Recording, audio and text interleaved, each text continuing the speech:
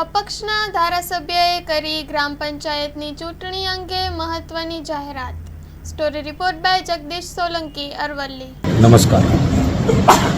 મારી વિધાનસભાના તમામ નાગરિકો અને આગેવાનોને જણાવવાનું છે, જે પ્રકારે પંચાયતોના ઇલેક્શન નજીક આવી રહ્યા છે, ત્યારે મારી પંચાયત એટલે કે મારી વિધાનસભાની પંચાયતોમાં જ્યાં ઇલેક્શનો છે અને તે પંચાયત સમરસ થશે, એ તમામને સરકારી સહાય તો મળતી જ હોય છે સમરસ પંચાયતોને, પણ વધારાની ગ્રાન્ટ સ્વરૂપે વિકાસના કામો થાય તે માટે જે પંચાયતો સમરસ થશે તે પંચાયતોને મારી ગ્રાન્ટમાંથી એટલે કે ધારાસભ્યની ગ્રાન્ટમાંથી 10 લાખ રૂપિયાની ગ્રાન્ટ હું અલગથી ફાળવણી કરીશ।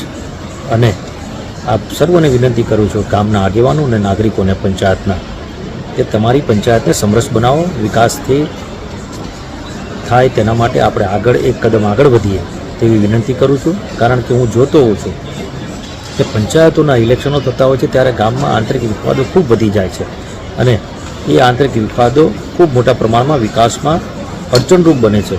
ત્યારે તમામ આગેવાનો અને ગ્રામ પંચાયતોના નાગરિકોને વિનંતી કરું છું કે મારી વિધાનસભામાં આવતી તમામ પંચાયતો અને ગુજરાતની તમામ પંચાયતોના જ્યાં ઇલેક્શનો છે ત્યાં તે લોકોને પણ વિનંતી કરું છું કે સમરસ પંચાયત બનાવો તેવી વિનંતી। અને મારી વિધાનસભાના તમામ પંચાયતો જે સમરસ થાય તે પંચાયતોને 10 લાખ રૂપિયાની હું ગ્રાન્ટની ફાળવણી કરીશ, તે ધ્યાન ઉપર લેવા વિનંતી।